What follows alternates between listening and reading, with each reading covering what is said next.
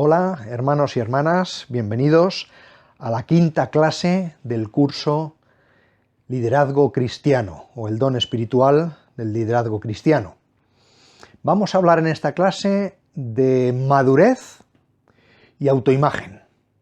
Es fundamental esta clase porque un líder inmaduro pues es un líder peligrosísimo, y también la propia autoimagen que uno pueda tener de sí mismo, de su trabajo y de su misión, pues es peligrosísima si no es la correcta.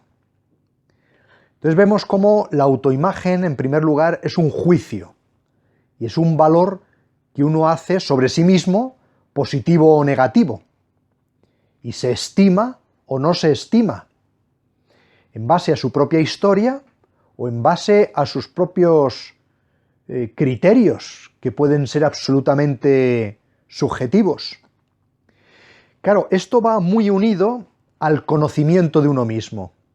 Si yo no me conozco a mí mismo, es fácil que pueda tener una sobreestima, porque soy incapaz de conocer mis límites, o una autoestima baja, porque esos límites me paralizan. Por lo tanto, el conocimiento de mis límites, el conocimiento de mis puntos fuertes, de mis puntos débiles, el conocimiento de mis dones, el conocimiento de mis virtudes y de los carismas que he recibido de parte de Dios, hacen que todo ello influya en el concepto que yo tengo de mí mismo. Tengo que hacer una aclaración sobre todo lo que estamos viendo cuando hablo del don del liderazgo, porque hay múltiples dones que son naturales. Uno puede tener el don de ser un atleta, por ejemplo, Fell, el famoso atleta de natación, ganó todas las medallas que ganó porque tenía un cuerpo perfecto para la natación. Era el mejor cuerpo estudiado a nivel físico para la natación. Por lo tanto, por más que uno o un competidor se entrenara, Fell con poco llegaba antes. Por lo tanto, hay una serie de dones naturales que hemos recibido por la naturaleza de mis padres, etc. Obviamente, todo es gracia, pero hay dones que yo he recibido naturalmente. Hay otros que son dones espirituales, que yo los recibo de Dios y me encomienda una tarea. Hay carismas, y ya hablaremos de ellos en otra clase, que también son recibidos de Dios para el beneficio de la comunidad. Y hay otros dones que son naturales que yo puedo, de alguna manera, fortalecer mediante hábitos positivos. Entonces, al final, es verdad que todo es gracia. Y yo esa gracia la recibo y la trabajo de una manera o de otra. O simplemente entierro esos dones que he recibido, incluso naturales, y se los doy al Señor luego. Uno me diste, uno te entrego. Mal colaborador, mal trabajador, mal asalariado. Bueno, por lo tanto, quiero empezar con esto porque hablamos mucho del don también del liderazgo como un don natural que muchos niños tienen, pero también como un don que uno puede trabajar y que puede adquirir en la medida en que se entrena para ello.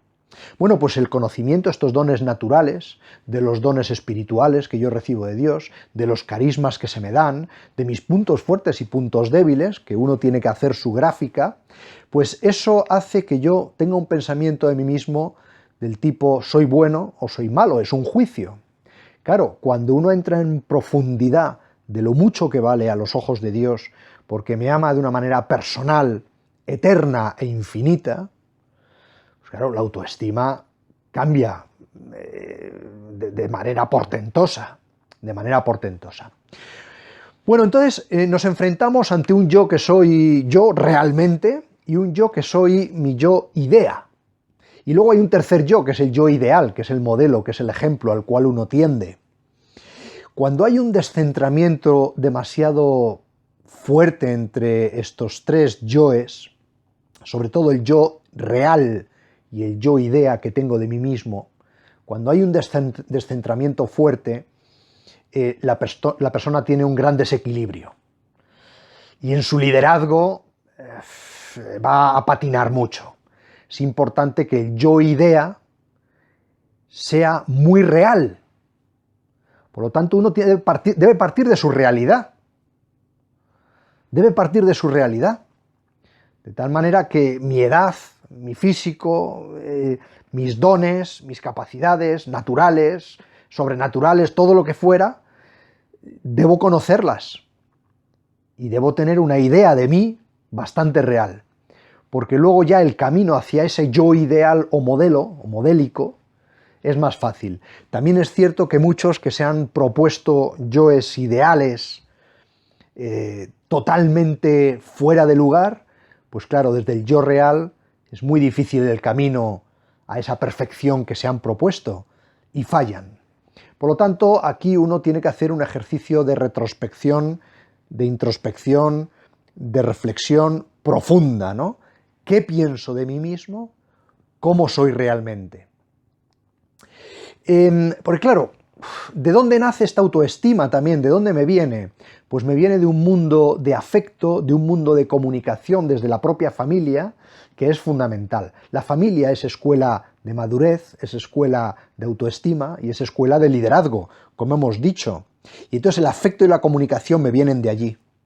Se cuenta que el emperador Federico II quiso saber cuál era la naturaleza del habla humana, es decir, cuál sería el idioma primigenio del ser humano.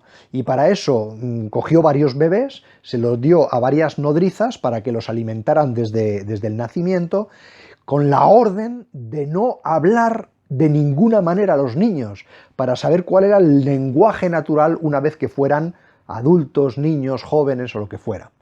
¿Cuál fue el resultado? Que todos los niños murieron. Porque sin afecto y sin comunicación no se puede vivir. Hay otro experimento, que os pondré el vídeo, de una madre que habla a su niño bebé y le da la comida con afecto, con cariño, con comunicación, y el niño sonríe, el niño juega, el niño está encantado. Y esta misma madre, en otro segundo vídeo, lo que hace es no prestarle ninguna atención, mirar a otro lado, estar leyendo un libro, mirar y nunca mirarle a los ojos. El niño sigue sonriendo hasta que detecta que algo pasa, hay algo raro en su madre. Y entonces, ¿qué es lo que empieza a hacer el niño? Empieza a llamar la atención. ¿Cómo? Gritando, llorando, gesticulando, tirándose al suelo, hasta que la madre ya lo recoge y lo mira. Cuidado con esto, porque esto lanza un mensaje brutal a los padres que estamos con nuestros hijos, pero muchas veces pendiente de los móviles o de la televisión. No hay afecto, no hay comunicación, y eso el otro es como el aire que respira, lo interioriza y se da cuenta de ello. Por lo tanto, la familia es el primer núcleo. Si en la familia se da confianza, hay un entorno donde hay fe, donde hay cariño, donde hay esperanza, donde hay caridad, etc., esto el niño lo asumirá como una segunda naturaleza y no tendrá ningún problema incluso en arriesgar su propia vida en el momento que fuera por un ideal, por una fe o por alguien al que ama y sabe que le ama. Por lo tanto, esto creo que es fundamental.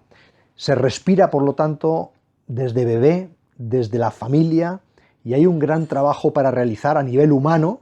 No se trata de psicologizarlo todo, pero sí se trata de entender que este concepto en el liderazgo es fundamental. La persona con falta de autoestima es un líder muy pobre, y la persona con autoestima, vamos a decirlo así, exagerada, también es un líder ridículo.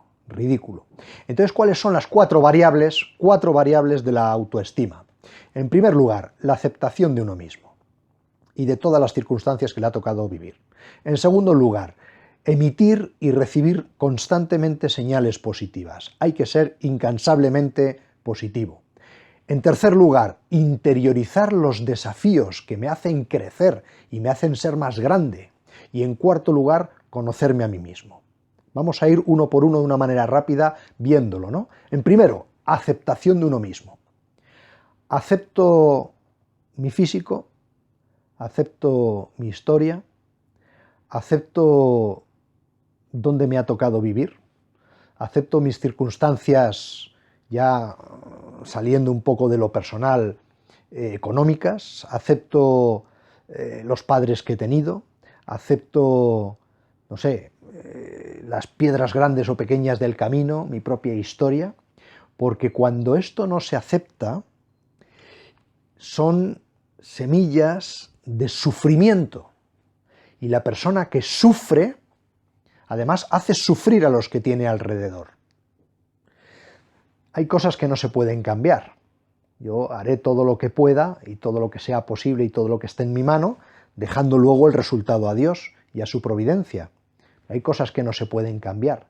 La no aceptación de algo de esto, de un hermano, de un familiar, de algo físico mío, que no me encuentro en la belleza que la sociedad me ha dado, etc., pues eso me hace sufrir. Y ese sufrimiento hace sufrir a los que tengo alrededor.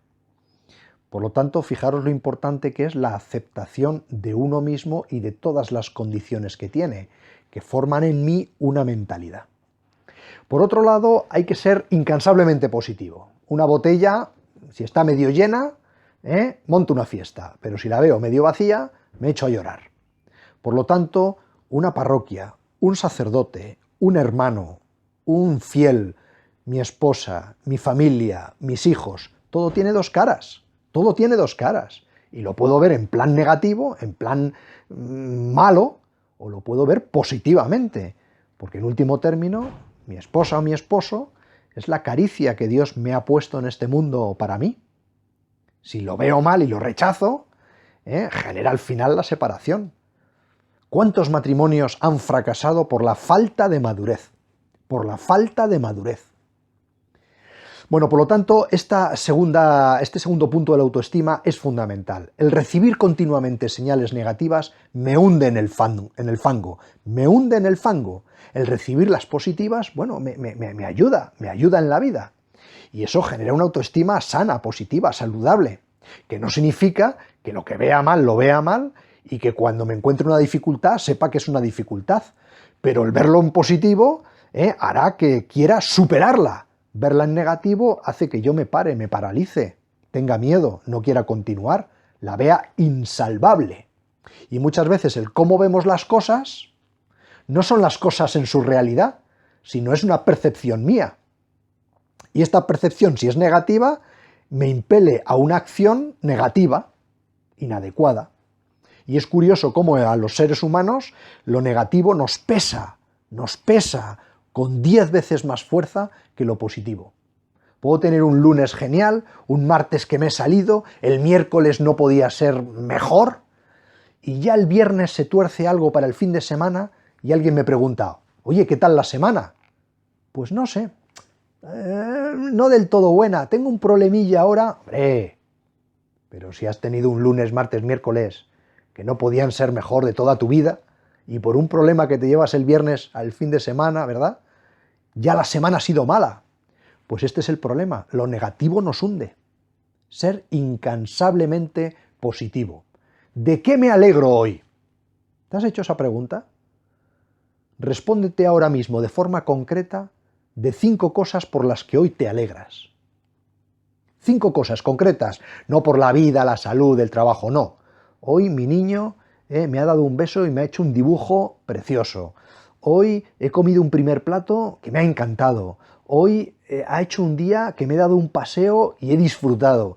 ¿De qué 5 cosas me alegro hoy?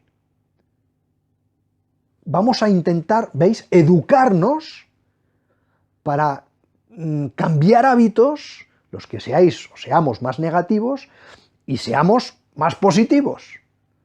Intentando, como herramienta incluso, llevar un diario de 5 puntos todos los días, de los que hoy me alegro y de los que hoy doy gracias, porque eso es importante para la madurez. ¿Por qué Caín mató a Abel? ¿Porque es que Abel era muy bueno? ¿Porque es que él no quería ser agricultor, quería ser ganadero? ¿Porque es que sus padres quisieron más a Abel que a Caín?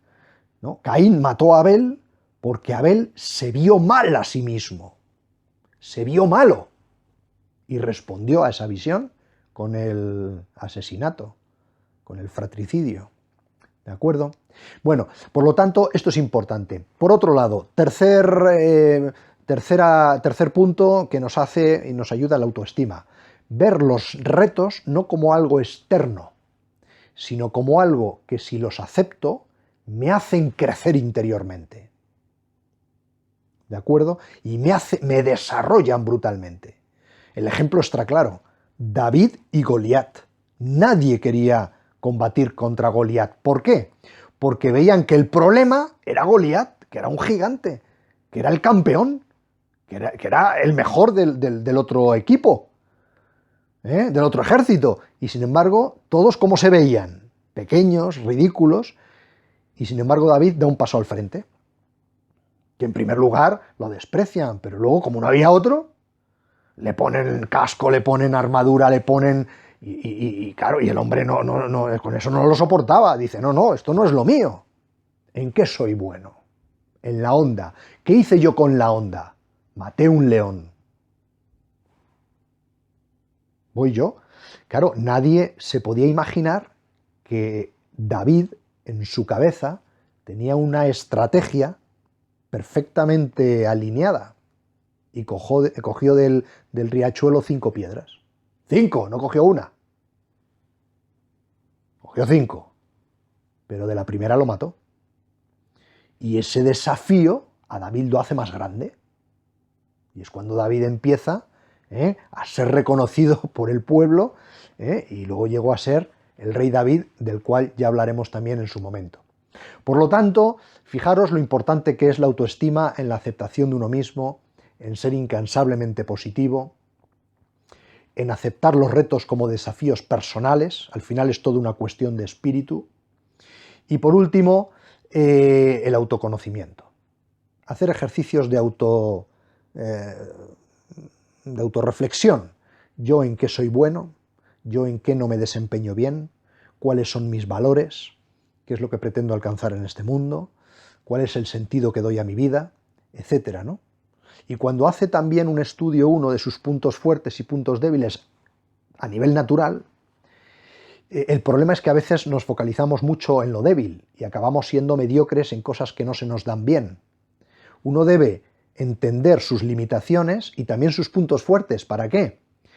Para dedicarse a aquello que sabe hacer muy bien. Y entonces llegará a la excelencia. Llegará a la excelencia. Entramos ahora en la madurez, porque es la capacidad de darle a las cosas la importancia que tienen. El inmaduro no. El maduro se ahoga en un vaso de agua. Los inmaduros, que muchas veces son los adolescentes, mi padre no se entera, yo tengo la razón de todo, yo sé lo que ocurre, pero el otro no sabe nada. Claro, y entonces la inmadurez es la principal razón muchas veces de fracasos matrimoniales, de fracasos en las vocaciones sacerdotales y religiosas. Efectivamente. ¿Por qué? Porque pensaban que era otro estilo, porque no se conocían. James Malone dice que cuando uno de los jóvenes le dice que quiere ser sacerdote para rezar más, sacrificarse más y servir más, le niega la vocación, le dice, no señor, porque eso lo tiene que hacer todo el mundo, sea laico, sea padre, sea madre, sea profesional, sea sacerdote. Si tú quieres entrar en el sacerdocio es por otra razón. Eso es muy interesante, ¿veis? Entonces muchas veces la madurez requiere también un paso, quiero decir, una trayectoria, un proceso, requiere un camino, igual que la espiritualidad, ¿no? El camino espiritual requiere de unas fases, que cuando no las entendemos nos ponemos nerviosos, porque ya queremos ser místicos. No, hay fases.